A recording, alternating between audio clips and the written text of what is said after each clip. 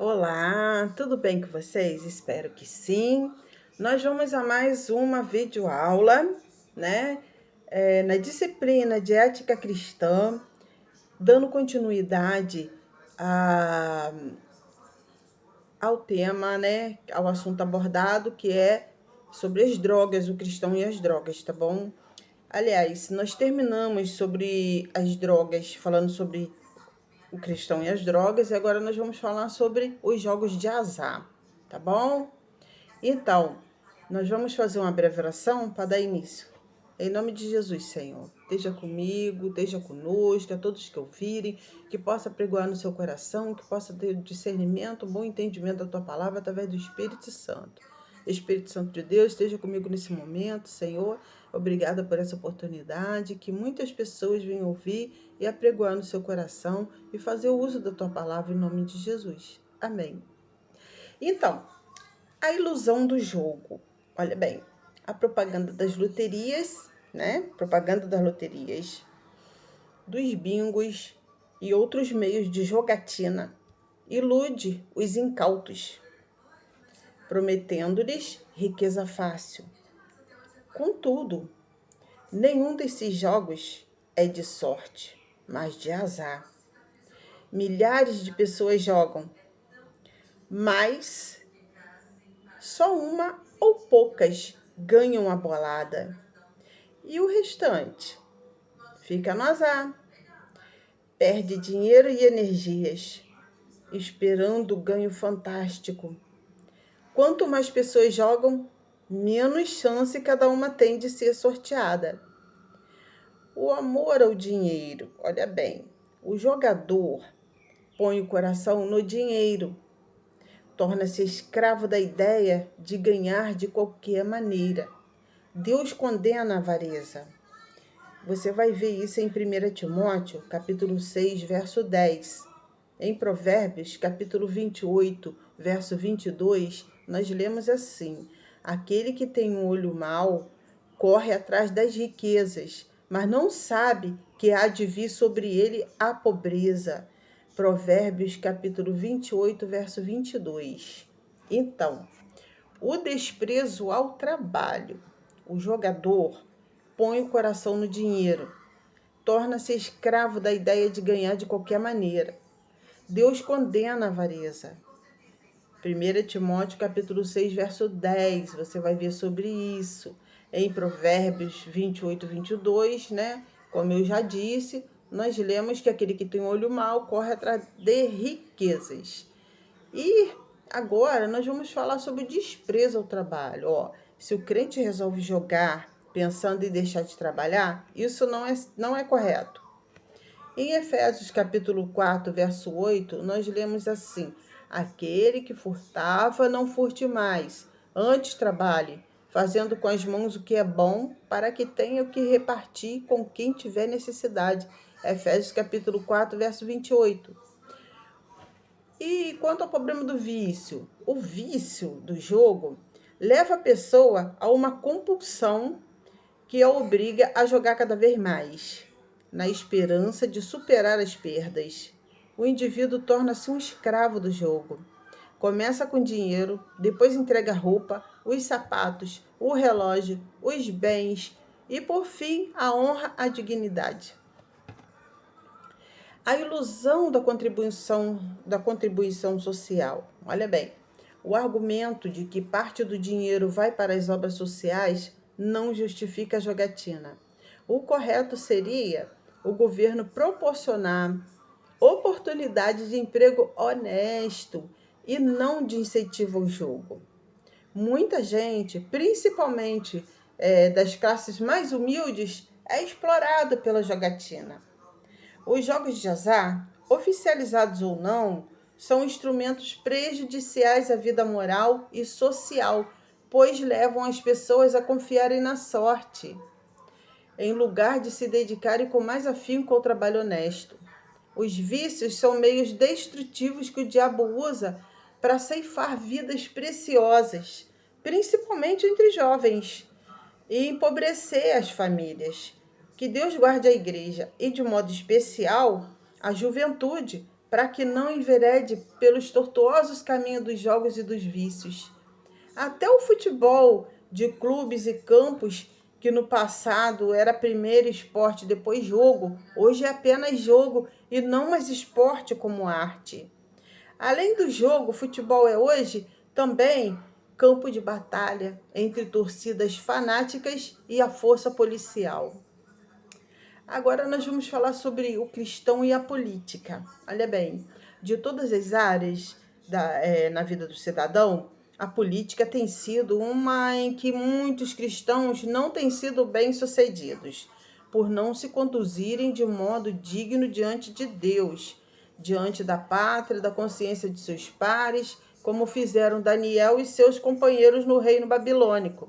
Na realidade, porém, a política é a atividade necessária ao bom ordenamento e desenvolvimento da vida de uma nação, na qual a igreja está inserida. Conceito de política. O vocabulário política vem do grego polis, cidade, né?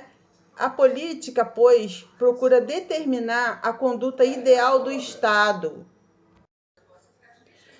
Bom, eu disse que o vocabulário política vem do grego, né? Polis, cidade. A política, pois, procura determinar a conduta ideal do Estado, pelo que seria uma ética social. Nascidos de novo. Quando nos convertemos a Cristo, imediatamente somos registrados no cartório do céu, nos registros divinos. Nosso nome passa a fazer parte do livro da vida. Você vai ler em Filipenses capítulo 4, verso 3, e Apocalipse capítulo 13, verso 8, tornando-nos seus filhos e cidadãos do céu. Mas a todos quantos o receberam, deram-lhes o poder de serem feitos filhos de Deus, aos que creem em seu nome. João capítulo 1, verso 12. Já somos eleitos e temos um representante divino, que é o Espírito Santo. Bendito Deus e Pai de nosso Senhor Jesus Cristo, o qual nos abençoou com todas as bênçãos espirituais nos lugares celestiais em Cristo, em quem também vós estáis, depois que ouvistes a palavra da verdade, o evangelho da nossa salvação. E tendo nele também crido, fostes selados com o Espírito Santo da promessa, lá em Efésios, capítulo 1, verso 3 a 13. Bom, nossa pátria está nos céus. A filiação divina nos dá o direito de sermos herdeiros de Deus, como diz a Bíblia em Romanos, capítulo 8, verso 17. Por isso, nossa pátria ou cidade é celestial, mas a nossa cidade está nos céus, donde também esperamos o Salvador, o Senhor Jesus Cristo. Filipenses capítulo 3, verso 20. Não temos permanência aqui, porque não temos aqui cidade permanente, mas buscamos a futura. Você vai ver em Hebreus capítulo 13, verso 14. Essa é uma realidade da qual muitos crentes não têm consciência. Vivem neste mundo tão arraigados com ele que perdem a visão da cidadania celestial. Na verdade, nem somos deste mundo. Em João capítulo 15, verso 18 e 19, você vai ler sobre isso. Somos peregrinos e forasteiros. Hebreus capítulo 11, verso 13.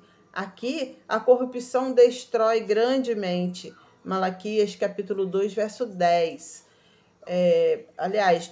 Miqueias capítulo 2, verso 10. Se há uma atividade em que há corrupção, esta é a política aqui na Terra. O cristão como cidadão na terra, olha bem, os direitos políticos. O cristão como cidadão brasileiro tanto pode votar como pode candidatar-se a cargos eletivos. O cristão como eleitor, é de grande importância que o servo ou serva de Deus saiba exercer o seu direito.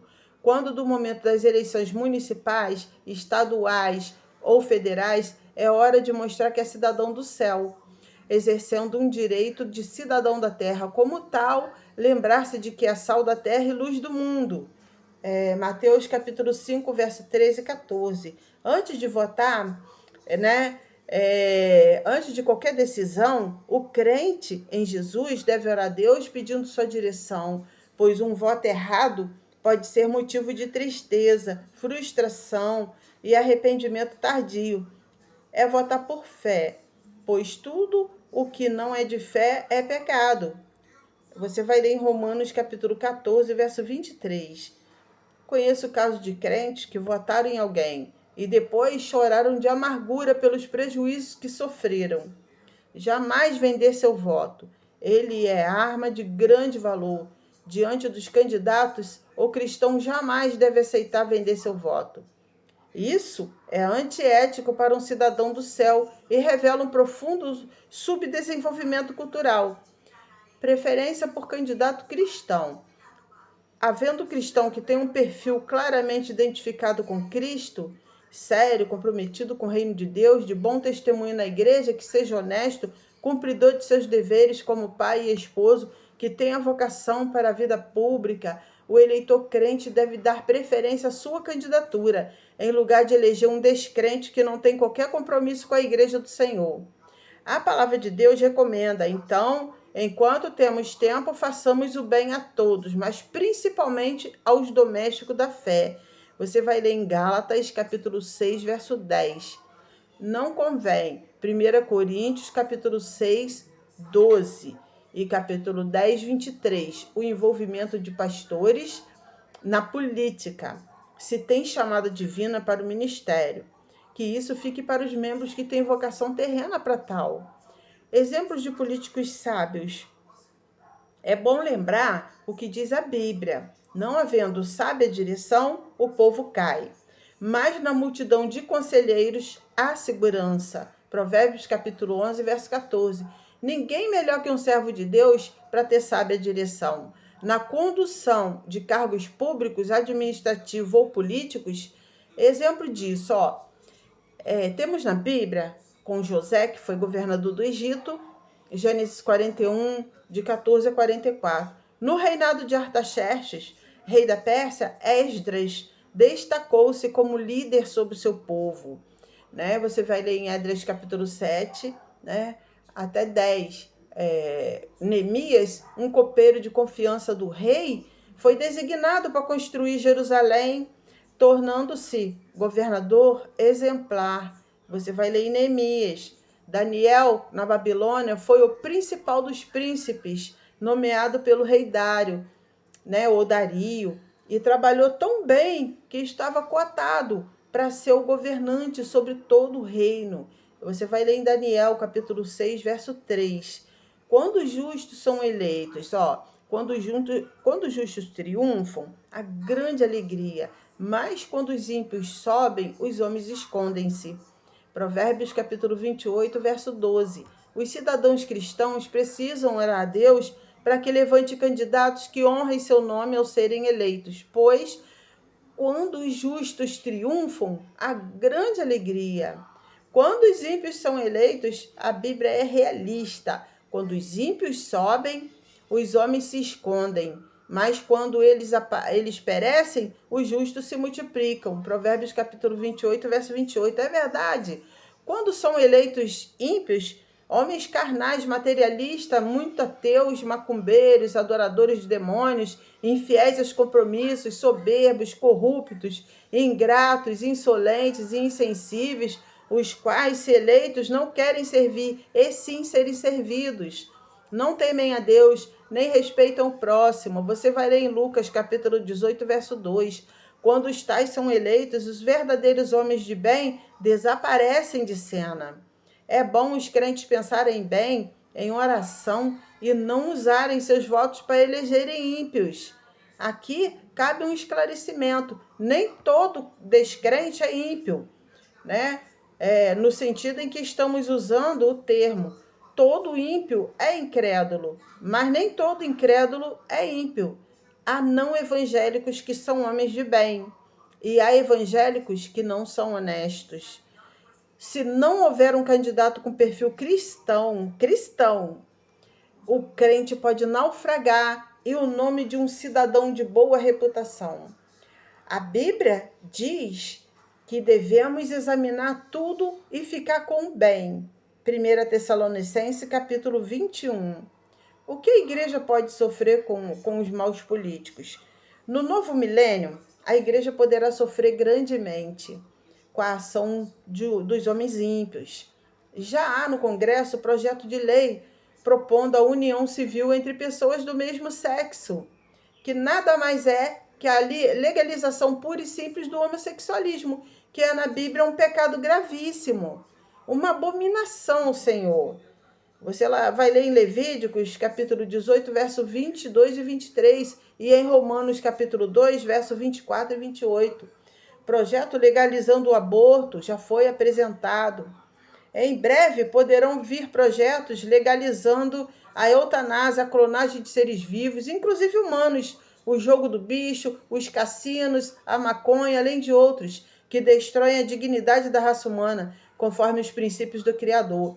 A nova era já está nas ruas e na mídia apregoando a paz, iludente e absurda. Em muitas escolas é utilizada meditação transcendental. Quem faz as leis? Os pastores, evangelistas, missionários? Não, são aqueles que são eleitos, inclusive com o voto dos cristãos. Portanto, é tempo de despertar, de agir com santidade, mas sem ingenuidade. Amém? Eu vou parar por aqui, que passou do limite do tempo. Vou continuar em outro vídeo, ok? Fica na paz.